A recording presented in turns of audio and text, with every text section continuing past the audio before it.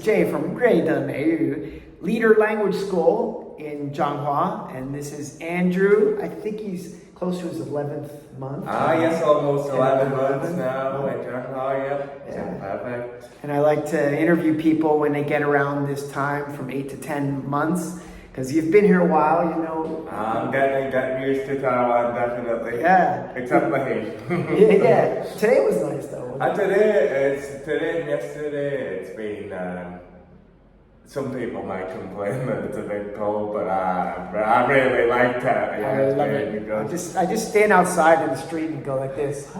Exactly. Get that breeze. Because it's been like 4 months of not having much of that really. So yeah, it's hot. It does get hot. Jesse was on the top of Big Belly Mountain, which you can probably see from when you look out past the train station. Okay. Yeah, there's a little kind of a plateau. He was standing on top of the hill, and it was so windy yesterday that the dust was coming up. I texted him, I said, you need safety glasses. Yeah, exactly. Because he was on a dirt trail. Exactly. And I got this piece of hair down a creek trail on Sunday. Nice. Near the Four Faces Buddha. Okay, right. I don't think I've been to that one. You always new things to find in the Zhanghua area. Yeah, it's a Thai temple. Nice, okay. Yeah, and then at the base of that, there's this creek trail. It's only 2K. Okay. But I was very impressed, and my wife was as well, of your trip recently to Hualien County was it the Guangfu village area that was inundated with floods, and was it a landslide? Yep, and lots of problems with mud and flooding, so yep, it's still needs a lot of help, but plenty of volunteers going, so.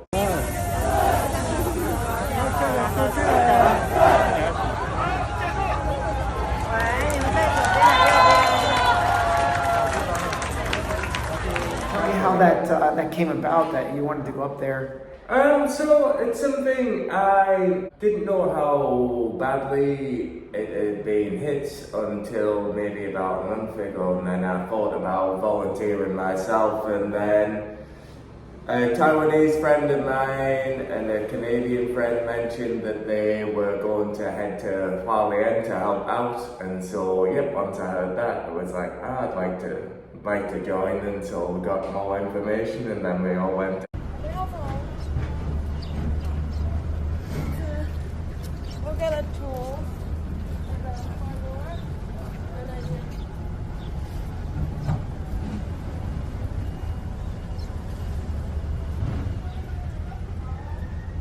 I went to Taipei on the way back, but on the way there, I went the other way around. You went down like through to Kaohsiung area, and then across, yes. and then up, and then you went north going back. I guess You did around the island. Exactly. Nice. Okay, so you get to the train station. Yep. In right to Guangfu, or you go to Hualien first? So Hualien first. So dropped the stuff off at the hotel. Got prepared. Got all the equipment. And you got some like gaiters. Got some gaiters to cover my walking boots. When you were there, they gave you gloves, goggles to keep your eyes protected, things like that. It was all well set up and organized. I heard at the start there was less organization, but they're getting more used to it now, and it's better organized. Yeah. So. And this happened over a month ago. And it's still, that shows the extent of the damage. Like there's just thick mud covering a whole town. Yeah, exactly, definitely. Yeah. So Hualien City, because it's kind of quite far, it didn't get hit too badly, but Guangfu, So that's about it. You went from Hualien about 50 more minutes. On the train, Sent you out to, somebody's farm? So first day was volunteering, helping with hand out sandwiches, things like that, helping to hand out food. Then the next day was helping out with the farm to dig out all the mud that had like fruit trees around. So trying to level it back up again because things were going up very high because of the mud. So I imagine they had equipment. They have backhoes and dump trucks. Different kinds of. So we were doing the shoveling, so that in the areas where perhaps the backhoes or the diggers couldn't get to. Gotcha. And then we would pile it up and then they would clean it up and take it away. Where we were in that kind of area, maybe about 20 to 30 people, I would say. But overall, in Guangfu, it could have been, there's lots of different jobs, probably, at least a few hundred, probably more people. Awesome. The local effort and the effort from the expats that came from all parts of the island over their vacation.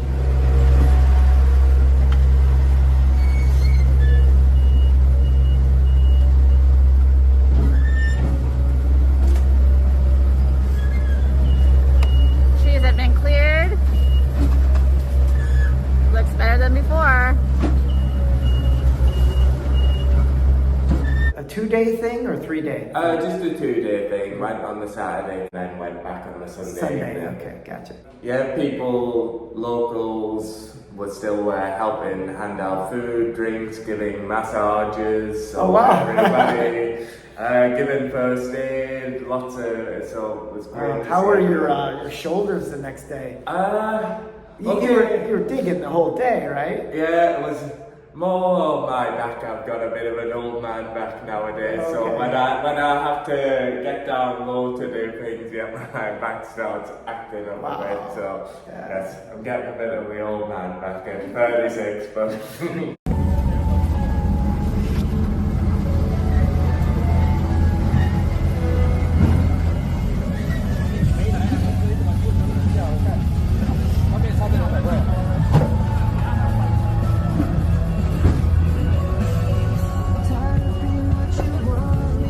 All right, well, where else have you been in Taiwan, and what else did you do in like your free time, when you have the weekends free?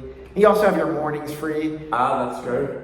So just last weekend I went on something that's called the hash, where you have to follow clues around, usually about 5 to 10 kilometers. They can be held in different places. Last two have been held in Shanghai, other places have been held in Kaohsiung, places like that.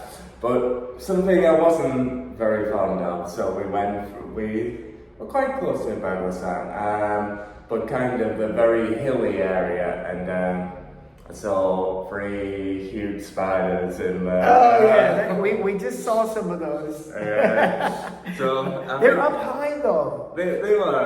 I think these were. One was different. The other two, I think, were all weaver spiders. Yeah, They have the golden kind orb. of.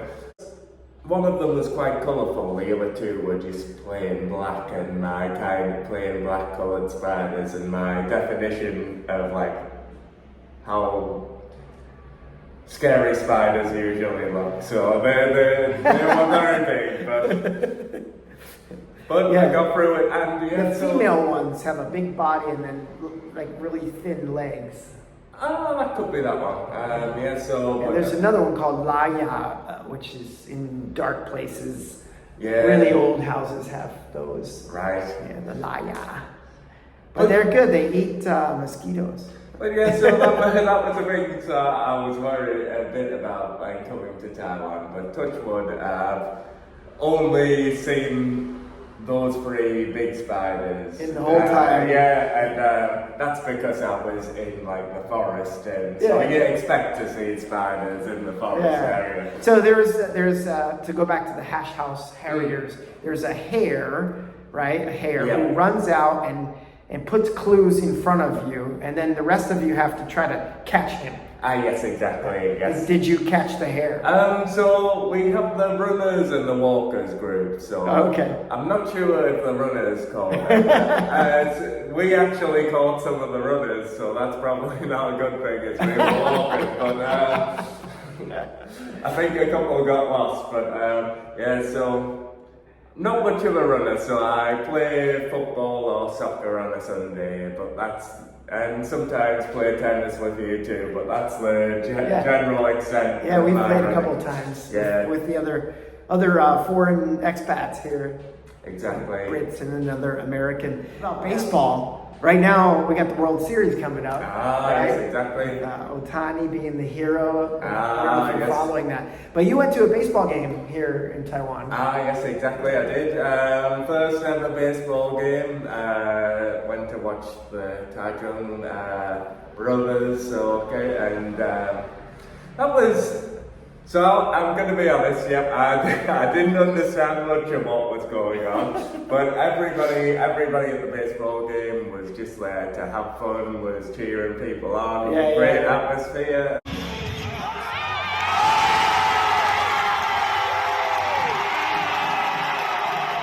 Part of what sports is, just going and having some fun. It looked fun. Jeremy, I had to teach unfortunately on that day, but Jeremy sent me a clip. Yeah. And it was when there must have been a home run or a hit. Yeah. And people were like, Yeah, exactly. And it was the day of the I think they have this once a year where it was the annual water fight. okay, and so people were shooting each other with water pistols, and so. were you part of that? I was not. I got caught a little bit, but that would have been cool. But I didn't want to get too wet. But. So interestingly, your brothers are all over the world. One's in Japan, right? One's in Italy. Yeah. And your parent, and another is back home. Yeah. But your parents just came to Taiwan. They stayed in the teacher's apartment for a night or two, I guess, and you took them went around. up north. Yeah. Yep. So first went to Taipei, went to the CKS Memorial, Taipei 101. Then the next day was famous for the rock formations. It has a Queen's Head rock. Maybe. But then went to Shifen Waterfall and set some of the lamps into the sky. Oh, okay. Lanterns. Yeah. So you make a wish and then they float up. Yep, exactly. And the really huge ones. But there was one instance where, somebody set it up and it actually got caught on the balcony of somebody's apartment. Oh no! They set fire to the clothes. Unfortunately, no way! Unfortunately, they prevented it just in time. But jeez. It's cool, but you gotta be careful. I've done it once, When in Rome. Yeah, exactly. Then went to Jofen, which... the gold. Yeah, so... Did you touch the gold? There's a box and you can put your hand in and touch the gold. I don't think so, no, but I know they said it's very famous for cats around that area too, and so it's quite the hike up there, but one of the most interesting places I've been to. Yeah. All right. And so you're in two of our branches. Yep. And so how's the staff treating you? Everything's good. So I've been made to feel welcome. Yep.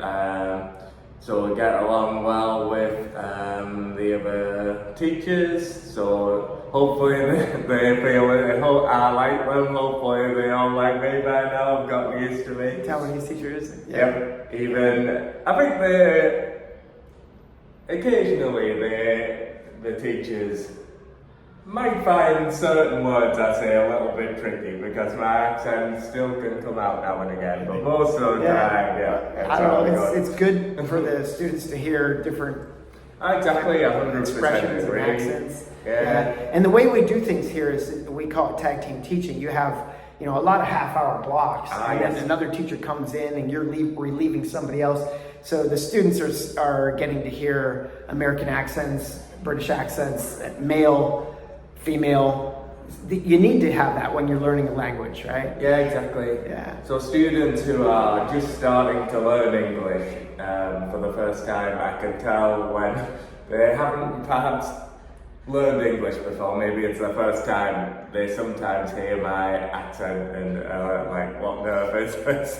But gradually, over time, they get used to my accent and for example, Mike, how he speaks in English is different to how you speak in English, and how I speak is different to both of you. So it's good for example, all accents, yep, for in England, you get a different accent every 15, 20 minutes, so you can't... If you're driving in a car. Yep, exactly.